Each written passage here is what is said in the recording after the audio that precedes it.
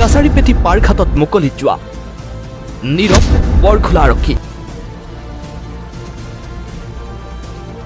এই দৃশ্য বঙাইগাঁও জিলাৰ বৰখোলা আৰক্ষী চকীৰ অন্তৰ্গত কাছাৰপেটি পাৰঘাটৰ। এই কাছাৰীপেটি পাৰঘাটত দিনে নিশাই চলে মুকলি যোৱাৰ ৰমৰমীয়া বেহা। জুৱাৰী হাসমত আলী ছফিকুল ইছলামৰ নেতৃত্বত প্ৰতিদিনে চলি আছে লাখ লাখ টকাৰ জুৱা খেল। অঞ্চলটোৰ যুৱকসকলৰ লগতে একাংশ স্কুলীয়া ছাত্ৰই লিপ্ত হৈছে এই অবৈধ জুৱা খেলত। নিত বৃদ্ধি পাইছে চুৰিকাণ্ডৰ দৰে অপৰাধমূলক কাৰ্যকলাপ।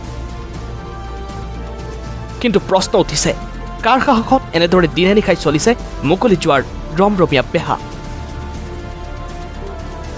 নে জুৱাৰীৰ লগত বৰখোলা আৰক্ষীৰ আছে গোপন বুজাবুজি?